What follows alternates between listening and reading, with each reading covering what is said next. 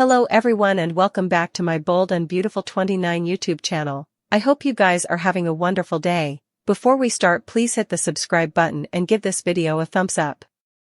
Nick is feeling bad and is repentant.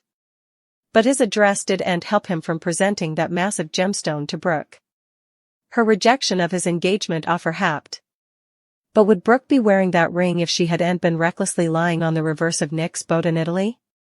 A reasonable answer to the below question is presumably.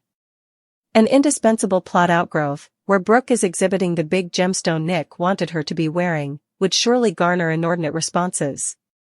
But it wasn't meant to be and may no way be. Brooke loves Ridge more than any other man on the earth. Nick might rank second. But the gap between the paternal sisters is wider than the distance colorful characters lately crossed when returning home from Europe. Marrying Nick would be a major shift. Brooke now believes that Ridge's mind has been duly reset because of his dramatic deliverance of her. He'll need to completely liberate himself from his engagement to Taylor, and that wouldn't be easy. Yet, he's promised Brooke that he'll make effects right. Taylor's despair was egregious. Asking Ridge to marry her was a play against Brooke. She knows that Ridge remains vulnerable to Brooke's presence. Taylor also realizes that unless she and Ridge tie the day knot, Brooke has an occasion to catch him down one further time. The broken heart pattern that served as Boodig's recast character's return was serious. Taylor could have failed, but didn't. So, it'll be intriguing to see if that health issue is booby-trapped when the Brooke trouble returns for real, and through Ridge's admission or evidence of that renewed connection. Ridge and Nick are hardly close. They hate each other and do'n't suppose of being family. Brooke is Ridge's family, and so is Taylor. Seeing Nick back in LA reignited a fire in Ridge that Brooke demanded because he'd slipped down and was gearing himself to marry Taylor. Eric stood as a clear voice. He continued to tell his espoused son that Nick wasn't the man for Brooke and that she was the only woman Ridge loved. Nick's return proved to be vital to Ridge fating that the woman he should be with is Brooke and that whatever passions he has for Taylor do'n't and probably will no way match what his Logan represents. Kay's character wasn't suitable to deny what his pater said, and we saw what was in Ridge's heart and mind after he saved Brooke in Italy. Steffi's return will make a splash. Steffi took off with the kiddies to Europe after the Luna drama, but she'll soon return to her father's, Ridge, love life in shambles. After Brooke voyaging accident, Ridge realizes that his true love wasn't Taylor. The painful verity is that now, he must break Taylor's heart by jilting her for Brooke. It's a terrible situation, one that his children, Steffi and Thomas, wouldn't be happy about. Ridge knows he must end his relationship with Taylor. She doesn't know that Ridge passionately kissed Brooke after saving her from drowning in Capri. Ridge cannot get that kiss out of his mind, but he isn't ready to call it quits with Taylor. At least, he's not ready yet. He'll get the whimwams to tell Taylor about his passions for Brooke. She wouldn't be surprised, but will probably feel betrayed. Maybe, this time will feel much worse. He promised Taylor he was done with Brooke and there was nothing she could say to bait him back. As it turns out, Ridge wasn't over Brooke and now wants to make a life with her, again. Taylor calls Steffi to modernize her after Ridge breaks up with her. Steffi will come home with a plan to stop her father from making a horrible mistake. She might indeed call Thomas to help her stop the bridge marriage. Steffi has no way accepted Brooke as part of Ridge's life. She blames her for her mama's heartache and trauma as a child. Ridge 3 had a habit of going back and forth between Taylor and Brooke. It wasn't fully Brooke's fault, but Steffi refuses to see her Dax part in the chaos. Steffi returns with a plan to save her pater from making a mistake. She refuses to believe that her father would marry Brooke and break her mama's heart again. Steffi doesn't know how she'll stop the marriage, but she has a plan to figure it out. For help, she connections Thomas to help her. Steffi believes that the two of them can force Ridge to see that marrying Brooke is a bad idea. Sheila will celebrate the fact that her granddaughter Luna is still veritably important alive. Thanks to Lee Sorley, Sheila is the only person in Los Angeles that will be happy Luna cheated death. Will Luna's return from the dead kill her biopater's marriage? Lee made a shocking decision on her own and faked Luna Nozawa's death. Also, she took her home from the sanitarium and hid her from the police and nursed her back to health. Sheila will be thrilled when she finds Luna. But, her pater. Finn wouldn't feel the same. How callous Finn was over losing his son, actually the good croaker. Sounded relieved that she was out of the picture.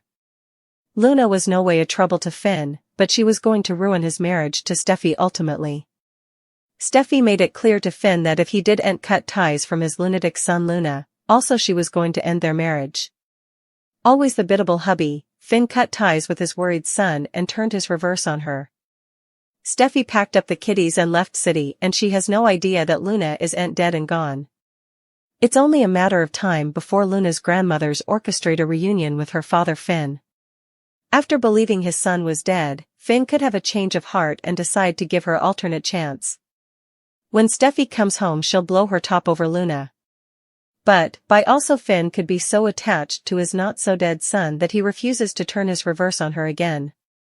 Liam was cured so that his body would produce brain excrescent symptoms. So, it was intriguing to see Hope by his side when he learned that cancer was no way a trouble. Lying to someone about having cancer is a complete violation of the pledge any honest medical professional takes to do right by their cases. Grace wronged Liam and his favored bones. In the worst possible way. But why was Noelle's character written into the pressed scene where Finn forced his co-worker to tell Liam the verity? Carter might be involved in yet another plot where his heart is broken. Surely placed as one of the leading poor souls of this show, Carter's unlucky in love status appeared to be broken when he and Hope got together. They're not wedded and didn't feel close to doing so. Having Hope come apprehensive of Liam's evident cancer dread was natural because she's the mama of his son, Beth. That would be the same son who Grace's ex-husband, Reese, stole at birth, claimed was dead, and also vended to Taylor to pay off some of his gambling debts.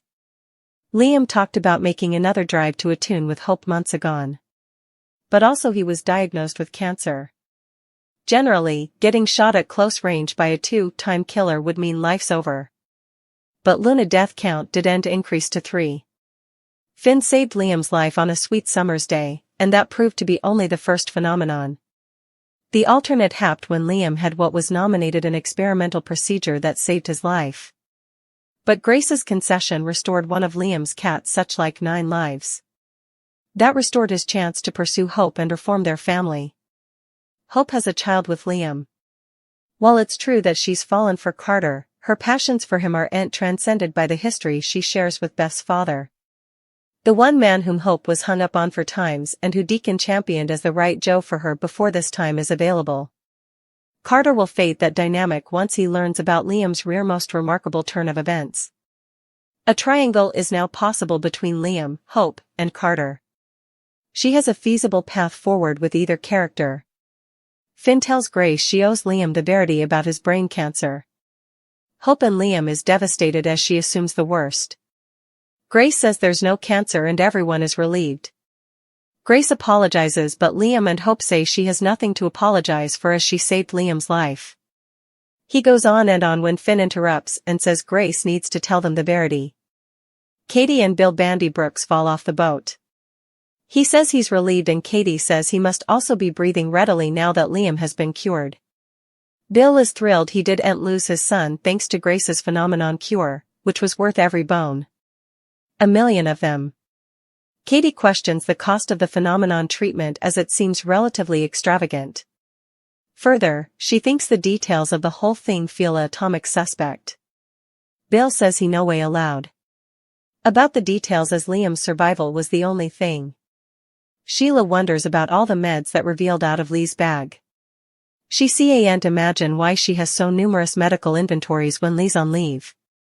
Lee says to stay out of her business, but Sheila begs her to give up the information about Luna's remains. Lee has no time for Sheila's foolishness and exits. Sheila chases after her but passages on a vial of drug, which makes her suppose. Sheila busts into Lee's place and discovers Luna is alive. Grace tells Liam and Hope the verity about making him suppose he was dying and why. Latterly, Hope smacked Grace across the face.